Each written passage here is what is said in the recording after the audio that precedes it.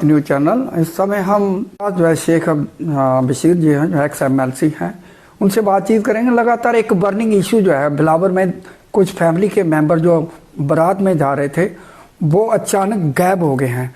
तो ये बिलावर के ही रहने वाले हैं MLC शेख बशीर जी, तो उनसे बातचीत करेंगे। जी मामला क्या है, अभी तक इसका सुराग नहीं है। कोई कहता है कि इसका किडनैपिंग हो गया, कोई कहता है इसकी हत्या होगी। क्या कहेंगे इसको? पहले तो आपका स्वागत है। आपका भी बहुत बहुत शुक्रिया। और ये जो इशू है, जो इशू आप जिक्र कर रहे हैं, ये मेरे गांव के पास ही ये गांव है जहां से ये बारात आनी थी, जहां बारात आनी थी। और जो ये 3 नौजवान, एक तो छोटा है जी, जो ये मिसिंग थे, तो ये बारात में जा रहे थे। और मैंने जो सुना है, जो मुझे इतला मिली है कि ये और भी लोग थे, लेकिन वो आगे निकल गए, ये 3 लोग पीछे रह गए। अब जब 3 पीछे रह गए तो बीच में एक लंबा सफ़र है और एक घना जंगल है, वहाँ दिन को भी इंसान डरता है उस जंगल में जाने के लिए, और ठंडी जगह है। तो ये मिसिंग जब हुए तो कोई पता नहीं लगा इनका हुआ क्या, किस साइड गए। तो कल उनकी जो डेड बॉडीज जिस पोजीशन में मिली हैं, तो हमें बड़ा अफसोस है कि 3 नौजवानों की जाने गई हैं, और ऐसा होना नहीं चाहिए था। लेकिन मुझे लगता है कि शायद ये मिलिटेंसी एंगल नहीं है, इसलिए कि चूंकि ये रास्ता भूल गए हैं। इन्होंने रात को 9:30 बजे या 9 बजे के करीब घर वालों को फ़ोन किया था, बिल्कुल, कि हम रास्ता भूल गए हैं और घना जंगल में ये रास्ता भूल गए हैं। आगे क्या हुआ है कोई इंसान अंदाज़ा नहीं लगा सकता। लेकिन ये अफसोस तो है कि 3 जो जाने गई हैं, ये जानी नहीं चाहिए थी। अब सिर्फ इस बात का इंतज़ार करना चाहिए कि उनकी जो ऑटोपैसी हुई है वो क्या बताती है कि मौत का कारण क्या है। उससे पहले कंक्लूजन जंप करना अच्छी बात नहीं है, ना ही अंदाज़ा लगाना चाहिए, ना ही, क्योंकि उन फैमिलीज़ के साथ हमदर्दी हमको भी है, और नौजवान है, छोटे छोटे हैं।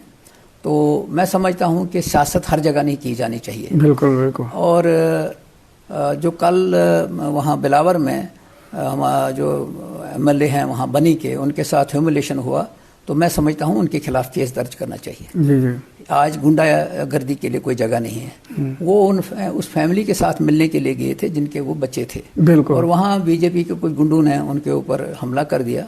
और मैं गुजारिश करूँगा आपके माध्यम से एडमिनिस्ट्रेशन से कि ऐसे लोगों को फौरी तौर पे केस दर्ज करके उनको जेल में डाल देना चाहिए कि एक MLA को ह्यूमिलेट कर रहे हैं अननेसेसरली। और ये डेमोक्रेसी है, डेमोक्रेसी मिलने के ज़्यादा उनके संवेदना व्यक्त करने के लिए जा सकता, कोई भी जा सकता है वहाँ। तो वो जब गए हैं वहाँ, तो उन्होंने जो किया है वो बड़ी निंदनीय है, उसकी निंदा करनी चाहिए, निंदनीय है वो। और मैं ये समझता हूँ कि सब लोगों के साथ अपील करूँगा कि अमन मेंटेन करो। ऑटोपैसी रिपोर्ट जो है आने दो, पता लगेगा कि भाई इसके पीछे मौत का कारण क्या है। क्योंकि वहाँ के लोग भी जब ट्रेस नहीं कर पाए, और मैंने सुना कि ये जो बॉडीज ट्रेस हुई हैं ड्रोन के जरिए ट्रेस की गई हैं। अच्छा। क्योंकि लोगों के उसमें तो आया नहीं है, ये कहाँ गिरे हैं, कहाँ से क्या हुआ है। अगर तो वाकई ही इसके पीछे कोई होगा तो ऑटोपैसी रिपोर्ट बताएगी कि कारण क्या है। रात 10 बार मिसिंग रहे तो जैसे आपने 2-3 दिन तो जाहिर सी बात है कि कुछ भी हो सकता है। ठंड का मौसम है, जानवर भी हैं। लेकिन मैं ये समझता हूँ कि इन सब चीज़ों के ऊपर तब तक इंतज़ार करना चाहिए जब तक ऑटोपैसी रिपोर्ट ना आए कि इनकी मौत का कारण क्या है। क्या आपको लगता है कि ये आतंकवादी के जो है वो भी ये एक जो है वो भी सिरा है? मुझे नहीं लगता है। मुझे ज़ाती तौर पे अगर मैं बताऊंगा कि इस तरह का कोई वहाँ ना मूवमेंट है, ना कोई ऐसा वाक़ा है, ना ही इस गांव के साथ आतंकवादियों का कोई ताल्लुक है। मुझे नहीं लगता है कि ये जो छोटा बच्चा है 14 साल का, ये चूंकि एक इत्तेफाक है कि ये शादी में जा रहे थे और रात का वक्त था। आगे क्या हुआ है इसका इंतज़ार मैं इसीलिए कह रहा हूँ कि तब तक करना चाहिए जब तक ऑटोपैसी की रिपोर्ट आए, कि पता लगे कि डेथ का कारण क्या है। और मैं लोगों से अपील करूँगा कि अमन को बहाल रखें, भाईचारा को बरकरार रखें, बीजेपी के इन झूठे प्रोपागंडाज में नहीं आए। ये जो बीजेपी वाले हैं इस मुल्क को तबाह करने लगे हैं, और बिलावर जैसी जगह के ऊपर उन्होंने उस MLA के साथ जो किया है, ये बदकिस्मती की बात है। और मैं उन नौजवानों से भी कहूँगा जो इस तरह के बिगड़े हुए नौजवान हैं, भूल जाइए, ये जम्मू कश्मीर है। आपको हमेशा ये सोचना चाहिए कि यहाँ का भाईचारा कायम रहना चाहिए। एमएलए कोई गलती नहीं है उन परिवार के, हाँ, फैमिली के साथ संवेदना व्यक्त करने के लिए कहते हैं, कोई भी जा सकता है। और ये इस तरह की गुंडागर्दी से मुल्क नहीं चलेगा और ना आप कामयाब होंगे। हाँ शेख साहब, इस तरह की घटना पहले भी हुई थी, तब भी इसी का वो आज तक उसका पता नहीं चला। वो भी इसको जोड़ के आतंकवादी हमलों के बीच में आतंकवादियों के साथ जोड़ा जा रहा है, वो जो पहले घटना हुई थी।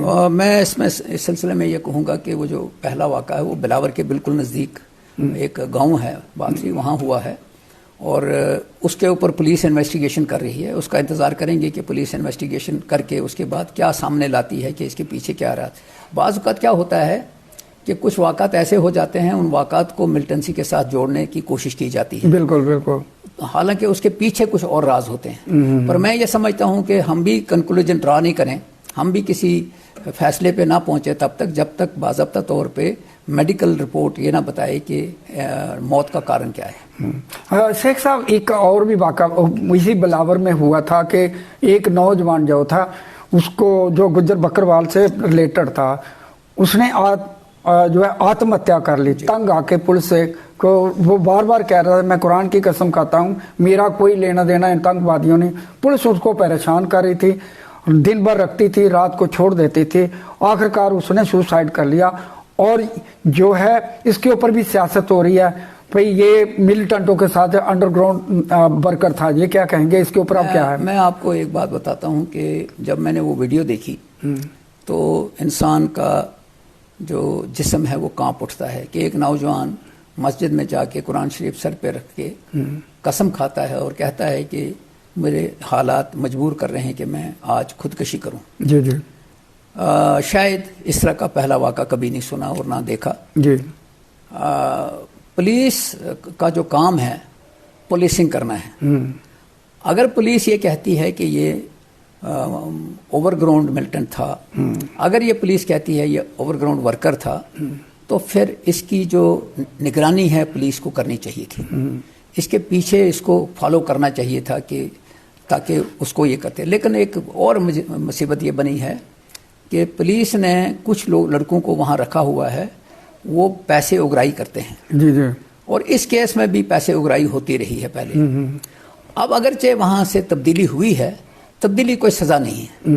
मैं हुकूमत से अपील करूँगा और मैं एडमिनिस्ट्रेशन से कहूँगा कि इस चीज़ को थारोली क्या नाम है इंक्वायर करो, इसकी इन्वेस्टिगेशन करो और लोगों के सामने लाओ कि क्या चीज़ हुई है। जी जी।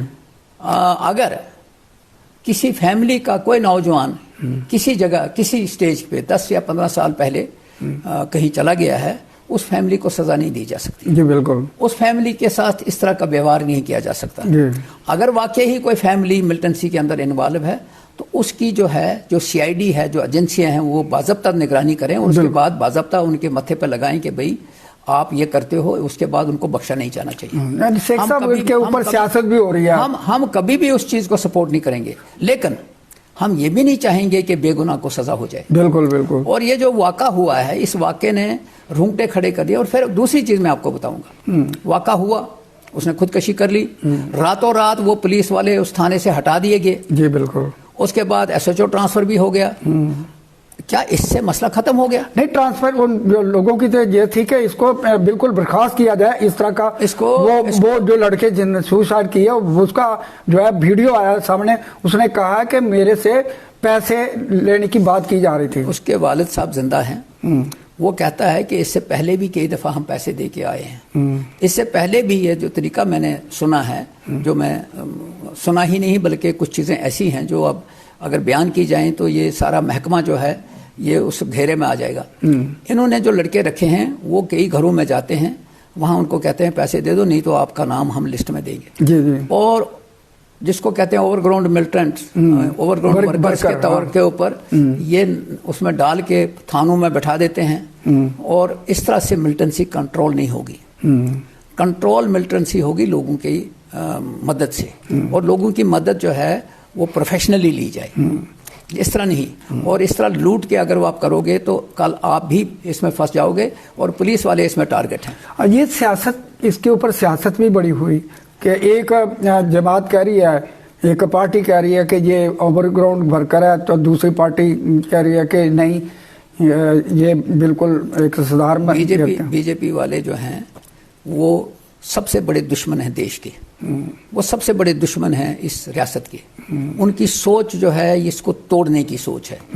भाईचारा कायम रहना चाहिए और उसको कायम रखने के लिए जुर्म करने वाले को सज़ा दी जानी चाहिए और जिसने जुर्म नहीं किया है उसको किसी भी कीमत के ऊपर सज़ा नहीं होनी चाहिए।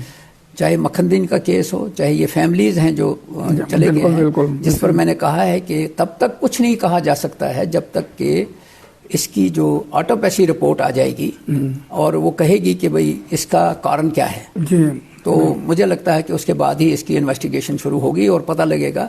और दूसरा यह है कि हमें तो हर सतह पे तैयार रहना है, क्योंकि हम जिस बॉर्डर के ऊपर रह रहे हैं यहाँ से एंट्री तो होती है, होती रहती है, लेकिन इसको प्रोफेशनली ट्रैक करना पड़ेगा। बिल्कुल बिल्कुल। ये नहीं कि आप एक दूसरे को इल्जाम लगा उससे नहीं होगा। हाँ, एजेंसियों का काम है, एजेंसियां देखें। ये जो लोग इसमें काम कर रहे हैं उनको रात दिन काम करना पड़ेगा और वहां तक पहुंचना पड़ेगा कि जो लोग इसके कसूरवार हैं उनको सजा दे दो, उनको चौराहे पे खड़ा रख करके उनको गोली मारो, बिल्कुल। लेकिन बेगुनाह को सजा किसी कीमत पे नहीं होनी चाहिए, रब भी माफ नहीं करेगा। हाँ, धन्यवाद। तो ये थे शेख बशीर, इनका कहना कि जो मिसिंग लोग थे वो रास्ता भटके हैं। जिस तरह से उनका कहना है कि फोन गया घर वालों को कि मिसिंग हो गए हैं, जंगल, गहरा जंगल, 3 दिनों के बाद उनकी डेड बॉडी मिली है। अब इसको कई एंगल से देखा जा रहा है, मिलिटेंट वारदात के तहत भी देखा जा रहा है, दूसरे भटकने के बाद 3 दिन मिसिंग है, खाने पीने के जंगली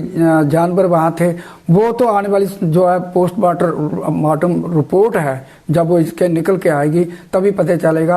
तो इनका कहना है कि सभी लोगों को इसके ऊपर जो है शांति बनाए रखना चाहिए। और जिस तरह से कल जो है वो बनी के जो एमएलए है उसके ऊपर एक हमला हुआ, उसको जो है खदेड़ा गया। एक चुना हुआ नुमाइंदा उसके घर में संवेदना व्यक्त करने के लिए गया था, उसके ऊपर जो है इस तरह से हरासमेंट की गई, ये बड़ा निंदनीय है और ऐसा नहीं होना चाहिए। हर पार्टी को जो है अख्तियार है कि वे एक दूसरे के जो और जिनके साथ ये हादसा हुआ है उनके घर जाके संवेदना व्यक्त करने का उनका हक है, लेकिन इस तरह की खुशी जो है सियासत नहीं करनी चाहिए। इसके साथ मुझे दीजिए इजाज़त और अपने कमेंट बॉक्स में हमें जरूर लिखिए इसके बारे में। धन्यवाद। Thank you.